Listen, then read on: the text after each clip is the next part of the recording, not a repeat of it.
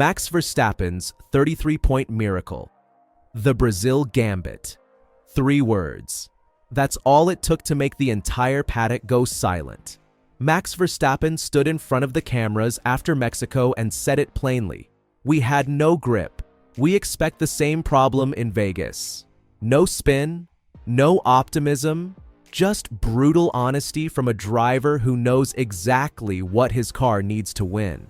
And when Max talks like that, you lean in. Because suddenly this championship chase isn't just about speed anymore. It's about survival. Here's the question burning through every garage in Formula One right now. Can one weekend in Brazil, with its rain, its chaos, and its 33 available points, turn Max Verstappen's miracle from mathematics into reality? Or is this just the beginning of the end for a 5-time champion? Let's talk numbers. Cold, unforgiving numbers. Max sits 3rd in the championship, 36 points behind Lando Norris. 4 rounds remaining. On paper, still possible. In practice, he needs miracles and mathematics to align perfectly. But Brazil isn't just another race weekend. It's a sprint weekend, which means 33 points are on the table. Sprint plus Grand Prix. Win both, and if Lando scores 0, Max slashes that gap to just 3 points. Realistically, Lando will score, but that's the scale of what's possible this weekend. That's why everyone in the paddock is whispering 33 points, like it's a prayer. Here's the brutal math. 116 points still up for grabs across 4 events. Max is 36 down. Spread that gap evenly, and you get about 9 points per weekend he needs to gain on average. That's not impossible, but it's razor thin. One massive weekend helps. One mistake ends it. And Brazil? Brazil is the only event left on the calendar where a single weekend can do almost all the damage in one swing. But here's where it gets interesting. Because while the math looks grim, there's something else brewing. Something McLaren hoped would stay hidden under their papaya orange brilliance. A weakness. McLaren dominated Mexico. They thrashed Red Bull. It looked like game over. But McLaren team principal Andrea Stella said something fascinating afterward. He admitted the gap in Mexico was exaggerated by the conditions. Hot race, high altitude, low grip surface. Translation: McLaren's superior cooling system made them look untouchable in conditions that magnified Red Bull's weaknesses. Strip away those extreme variables and the true pace gap shrinks considerably. Now here's the twist McLaren doesn't want you thinking about. Their car, the MCL39, is built on a very stiff suspension setup. It's their secret weapon in high-speed, smooth circuits. But that stiffness, it makes them incredibly sensitive to bumps, curbs, and heavy braking zones. When the track is smooth, McLaren dominates. When the surface is rough, when temperatures shift, when chaos enters the equation, their confidence vanishes. And Brazil? Brazil is where chaos lives. Let's talk about what Red Bull has actually done behind the scenes. No press photos, no headline upgrades, just quiet, surgical work. The RB21 had developed a narrow operating window earlier this season. Fast when you hit it, nasty when you missed it. Max had to drive like a robot just to keep it on track. Mexico exposed that fragility brutally. But the team widened that window. Subtle setup work. A likely tweak to how the floor and suspension interact. A calibrated tire map that gives the car more usable grip mid-corner. In technical terms, they made the car less moody. In racing terms, they gave Max a weapon he can trust again. And it's not just mechanical. Team principal Christian Horner said it himself. The mood in the team is incredible. People are pushing as hard as I've ever seen. That's massive. Because confidence in Formula One is an aerodynamic upgrade on its own. When the garage breathes together, strategies are cleaner, pit stops sharper, and upgrades actually get validated under pressure. So the hidden fix is 2 things at once: a mechanical smoothing of the car and a human smoothing of the team. That's the package that turns a possible weekend into a real chance. Now add one more variable into this equation: rain. Last year, Max started 17th at Interlagos in heavy rain and won. That wasn't luck.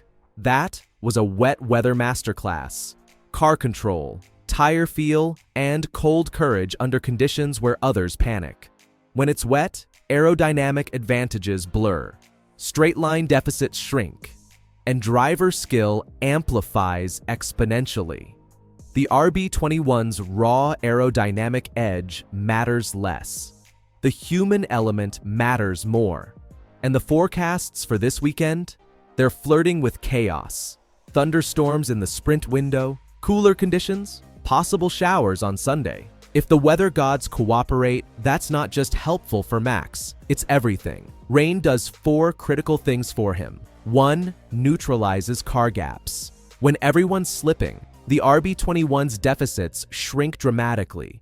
2. Amplifies driver skill. Max reads wet tracks like lines in a book. Others tense up. He thrives. 3. Creates strategy windows, safety cars, surprise pit calls, compound gambles. All of it can shuffle the order violently. 4. Increases mistakes. Rivals crack under pressure more easily when the surface is treacherous. So the weather isn't background noise. It's a strategic variable, a potential equalizer. If it rains in qualifying or the sprint, starting positions become chaotic. If it rains in the race, Max's edge in adversity becomes an actual weapon. This is why Jolyon Palmer called Lando Norris's racecraft predictable after the US Grand Prix battle with Leclerc. Because when the lights are at their brightest, when pressure peaks, when conditions turn hostile, that's where champions separate from contenders. Max has proven he doesn't crack. He's battle-tested. He's a 4-time world champion who's seen every scenario imaginable. Lando? He's still writing that chapter. So let's map out what happens next. Scenario 1. The perfect storm. Max wins both sprint and Grand Prix. Rain plays its part. McLaren stumbles. The gap shrinks to 3 points. Suddenly, Vegas and Qatar become psychological warfare. Abu Dhabi becomes a finale where anything can happen. Championship swings back into anyone's game territory. Scenario 2. The controlled chaos. Max takes 1 win, finishes 2nd in the other. Closes the gap to mid-20s. Still steep, but momentum shifts. McLaren starts feeling pressure. Team orders become a minefield. Piastri's morale crumbles further after back-to-back terrible races. Red Bull smells blood. Scenario 3. The dream dies. McLaren stays flawless. Norris scores big. The gap expands beyond recovery. Max's admission in Mexico becomes prophecy. Vegas confirms the deficit. And we watch a champion's dream fade in real time, not because he wasn't good enough, but because the car just wasn't there. But here's what we don't know yet. Can Red Bull's hidden fix hold under different loads? Or will the underlying aerodynamic coupling issue resurface at Vegas with its low downforce and long straights? Will McLaren's stiff suspension betray them when Interlagos throws its bumpy, unpredictable surface at them? And most importantly, when the rain comes, when the pressure peaks, when 33 points hang in the balance, who blinks first? Because this weekend isn't just about points anymore. It's about power.